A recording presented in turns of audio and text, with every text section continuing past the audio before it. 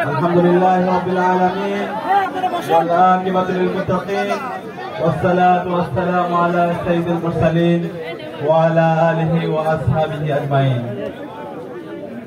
গণমানুষের সংগঠন, মানবতার মুক্তির আন্দোলন, শহীদি কাফেলা, বাংলাদেশ জামাত ইসলামী ডুমুরিয়া উপজেলা কর্তৃক আয়োজিত আজকের ঐতিহাসিক ছাত্র গণজমায়েতে উপস্থিত আজকের অনুষ্ঠানের প্রধান অতিথি বাংলাদেশ জামাত ইসলামের কেন্দ্রীয় সেক্রেটারি জেনারেল, ডুমুরিয়া ফুলতলা আসনের সাবেক এমপি, বাংলাদেশের অবিসংবাদিত নেতা অধ্যাপক মিয়া গোলাম পরোয়ার, উপস্থিত জাহাঙ্গীরনগর বিশ্ববিদ্যালয় শিক্ষার্থী সংসদের নির্বাচিত জিএস মাজাহারুল ইসলাম, ডুমুরিয়া ফুলতলার বিপ্লবী সংগ্রামী নেতৃবৃন্দ, উপস্থিত খুলনা মহানগরের বিভিন্ন পর্যায়ের নেতৃবৃন্দ,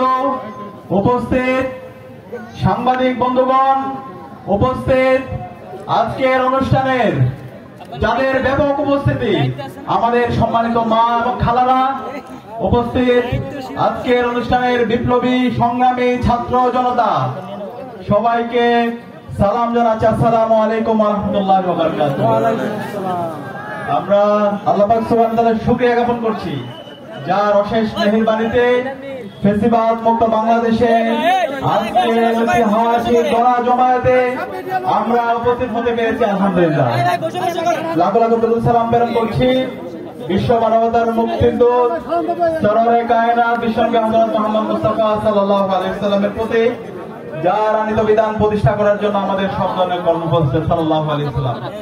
শ্রদ্ধার সাথে স্মরণ করছি আজাদী আন্দোলনের সকল শহীদদের, বিশেষ করে জুলাই বিপ্লবের শহীদ আবু সাঈদ, শহীদ ওয়াসিম, শহীদ শান্ত, শহীদ আলী রায়হান, শহীদ রিয়াজুল সহ বিপ্লবে যে 2000 আমাদের ভাই বোন জীবন দিয়েছে এবং আমাদের 40,000 ভাই বোন পঙ্গ হয়েছে, তাদের শ্রদ্ধার সাথে স্মরণ করছি।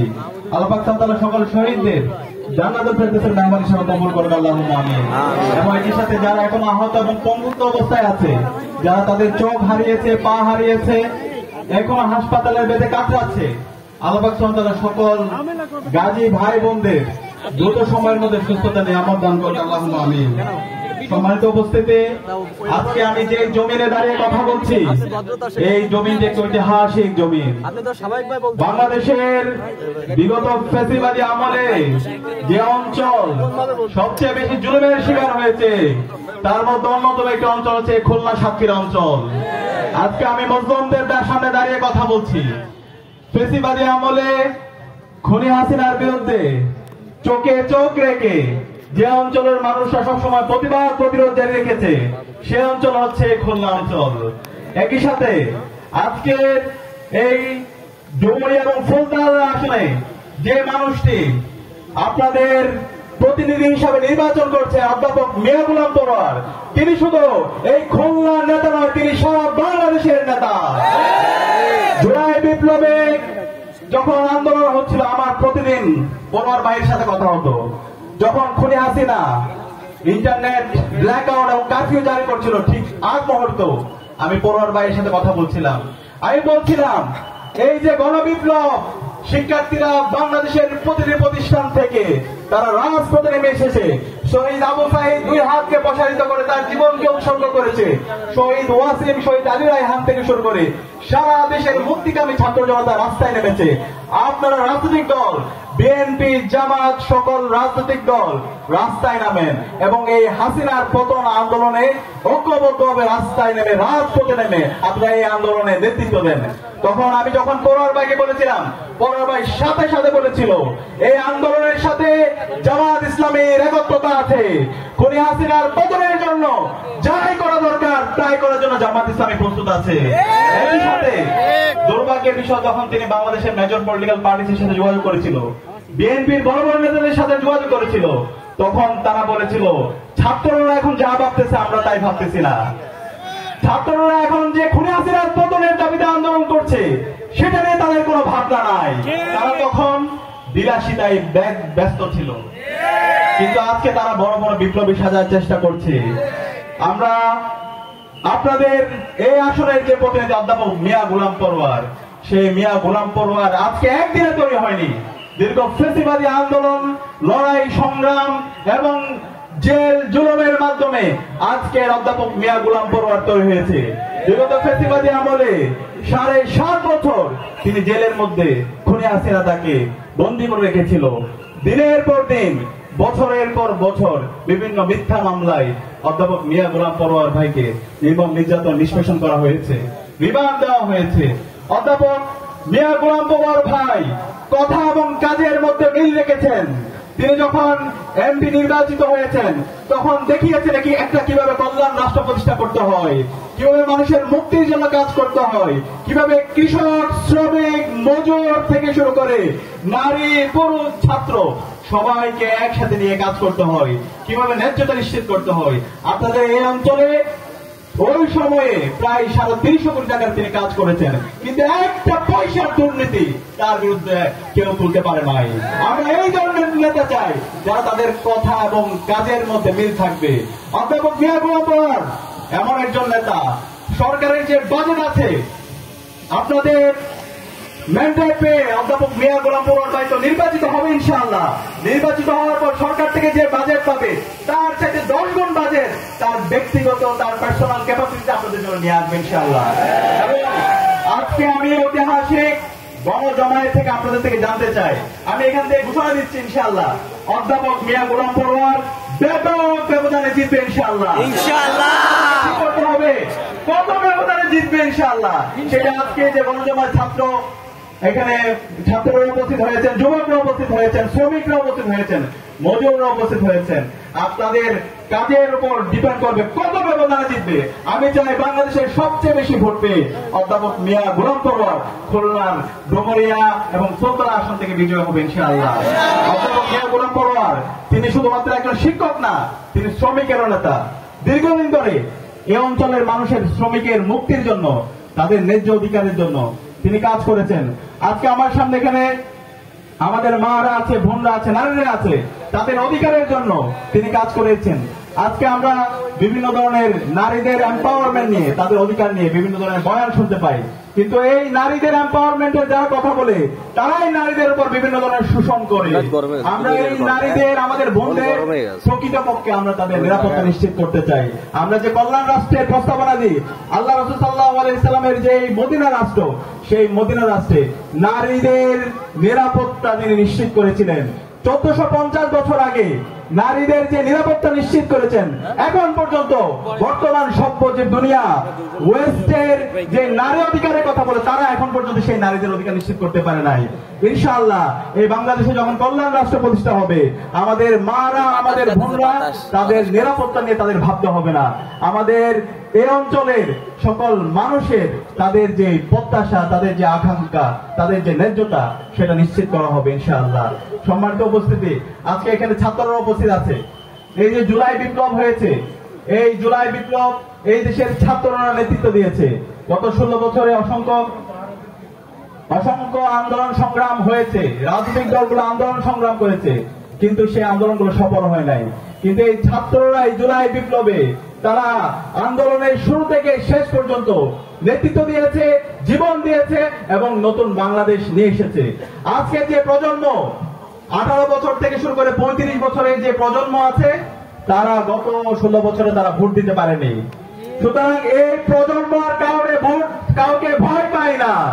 এই প্রজন্ম সবসময় ইনসাফের পক্ষে। এই প্রজন্ম সত্যকে সত্য বলতে শিখে গেছে, তারা প্রতিবাদ করতে শিখে গেছে। এই প্রজন্মকে টাকা দিয়ে কেনা যাবে না।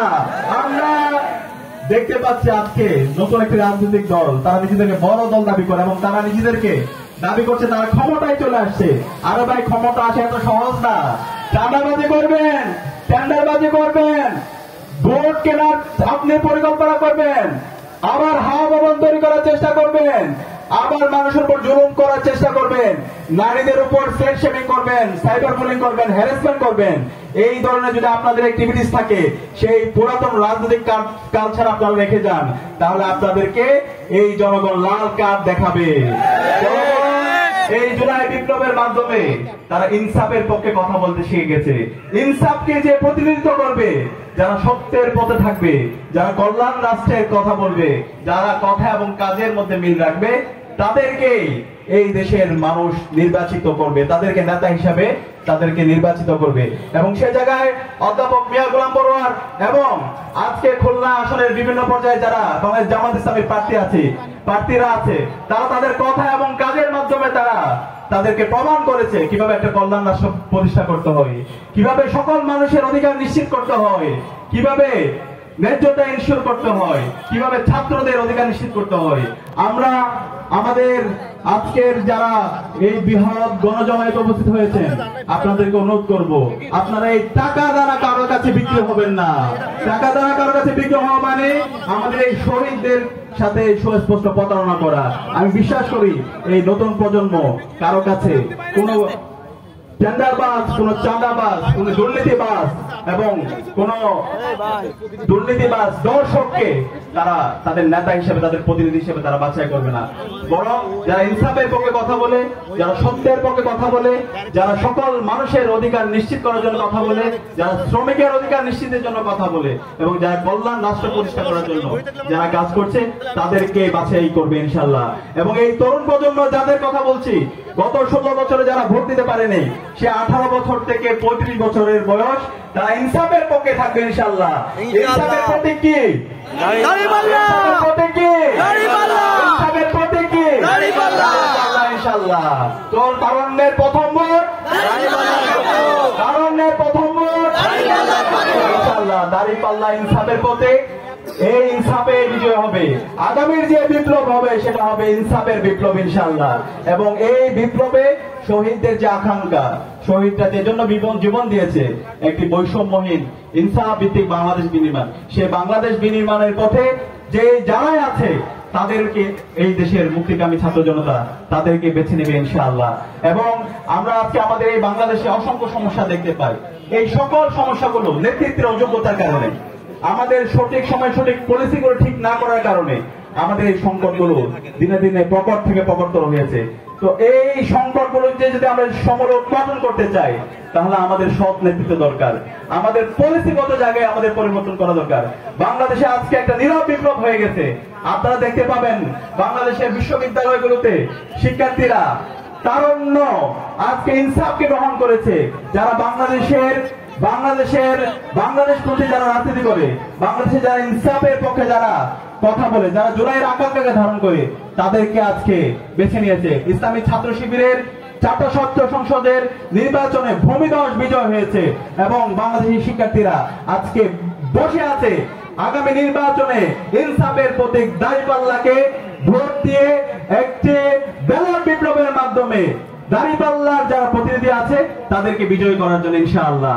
এবং সেই জায়গায় আমাদেরকে ভোট দেওয়ার পাশাপাশি আমাদের প্রত্যেকটা কেন্দ্রকে নিরাপদ রাখার দায়িত্ব হচ্ছে আমাদের। এখানে যারা যুবক এবং তরুণরা আছে তাদেরকে প্রত্যেকটা কেন্দ্র পাহারা দিয়ে সকল ভোটারদের, আমাদের মাদের, আমাদের বোনদের এবং আমাদের চাচাদের এবং আমাদের সকল ভোটারদের তারা যেন নির্বিঘ্নে ভোট দিতে পারে, সেই কেন্দ্রগুলো পাহারা দেওয়া এবং সকল ভোটাররা যেন নিরাপত্তার সাথে ভোট দিতে পারে, সেই অধিকার এবং সেই পরিবেশ আমাদেরকে নিশ্চিত করতে হবে। আমরা কি পারবো ইনশাআল্লাহ?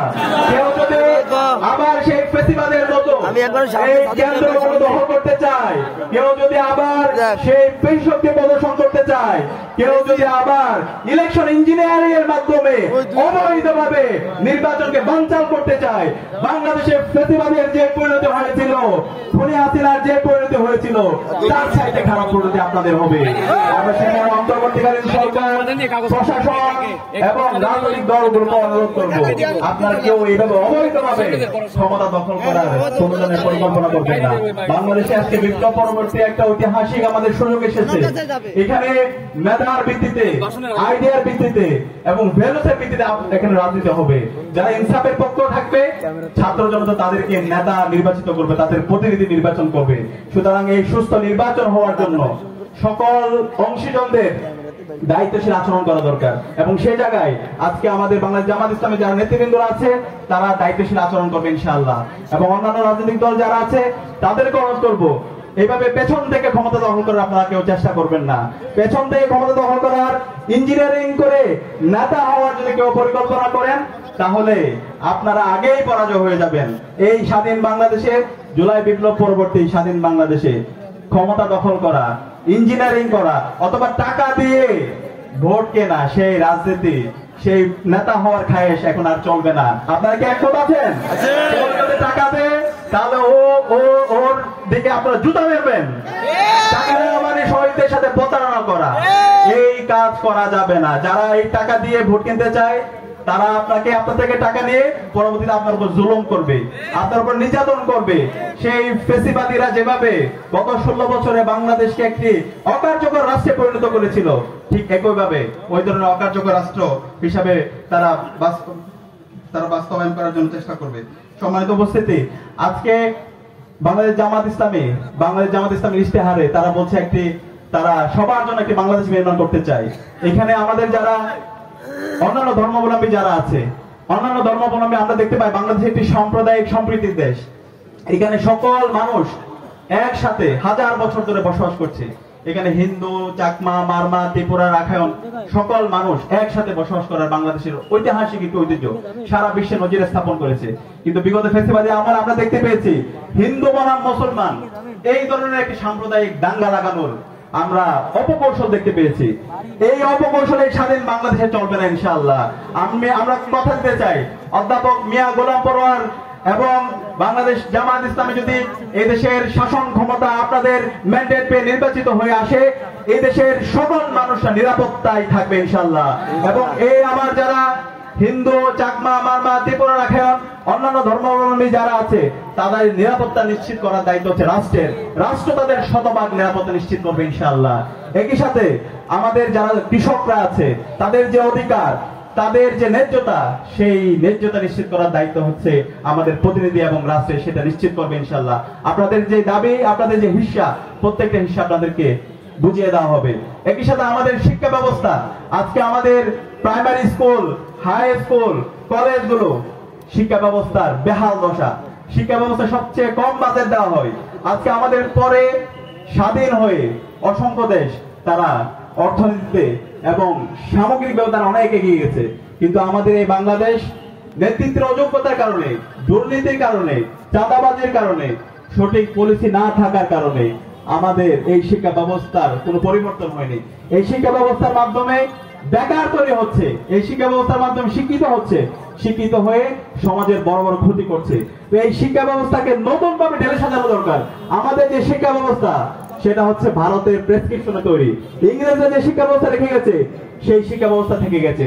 এই শিক্ষা ব্যবস্থা নিয়ে এই অঞ্চলে মানুষের মুক্তি হবে না।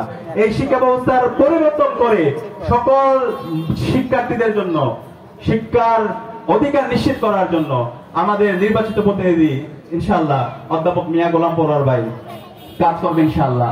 একই সাথে আমাদের মৌলিক চাহিদা চিকিৎসা, আজকে আমাদের যে হাসপাতালগুলো আছে, হাসপাতালগুলোতে খুবই ভঙ্গুর অবস্থা। আপনার হাসপাতালগুলোর কি অবস্থা? খুলনার খুবই ভঙ্গুর অবস্থা। হাসপাতালের বেড, হাসপাতালের চিকিৎসা ব্যবস্থা সবকিছুই ইনশাআল্লাহ বাংলাদেশ জামাত ইসলামী এবং জামাত ইসলামী নেতৃবৃন্দরা নির্বাচিত হয়ে আপনাদের ম্যান্ডেট পেয়ে নির্বাচিত হয়ে এসে প্রত্যেকটা হাসপাতাল এবং বাংলাদেশের হাসপাতাল ব্যবস্থা, বাংলাদেশের চিকিৎসা ব্যবস্থার আমূল পরিবর্তন আনবে ইনশাআল্লাহ।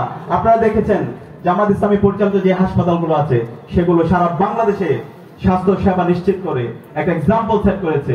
যে ব্যাংক তারা প্রডিউস করেছে সেই ব্যাংক সারা দেশে একটা এক্সাম্পল সেট করেছে ইনশাআল্লাহ। আমাদের এই স্বাস্থ্য ব্যবস্থা সকল মানুষের স্বাস্থ্য সেবা নিশ্চিত করা এবং সকল মানুষ যেন সুলভ মূল্যে স্বাস্থ্য সেবা পায় সে কাজ তারা করবে ইনশাআল্লাহ। একই সাথে আজকে আমাদের বাজারের যে অবস্থা, আমাদের সিন্ডিকেটের কারণে খাবারের যে দাম, আমাদের যে পণ্যের যে দাম, সেই দামগুলো আমাদের আজকে নাবিশ্বাস উঠে যাচ্ছে। সেই বাজার সিন্ডিকেট সেটাকে ভেঙে দেওয়া এবং দামকে সুলভ মূল্যে রাখা এবং খাবারের মান ঠিক রাখা, সেটার জন্য বাংলাদেশ জামাত ইসলামের ওই ইশতেহার আছে। এবং জামাত ইসলামের এই সিন্ডিকেটকে ভেঙে দিয়ে সকল খাবার এবং সকল মানুষ যেন সুলভ মূল্যে খাবার সংগ্রহ করতে পারে, সেটা নিয়ে ইনশাআল্লাহ কাজ করবে। একই সাথে আজকে আমরা যে জন্য জীবন দিয়েছি, জুলাই বিপ্লবে ফ্যাসিবাদী কাঠামোকে ভেঙে দিয়ে নতুন রাজনৈতিক সংস্কৃতি বিনির্মাণ করা, নতুন রাজনৈতিক সংস্কৃতি হবে জুলাই সনদের উপর ভিত্তি করে। আজকে আমরা দেখতে পাচ্ছি যে জুলাই সনদ, শহীদদের রক্তের উপর এই জুলাই সনদ তৈরি হচ্ছে। সেই সনদে আজকে রাজনৈতিক দলগুলো ভেটো দিচ্ছে, তারা রাজনৈতিক সংস্কার চায় না। হাসিনা যে কারণে ফ্যাসিস্ট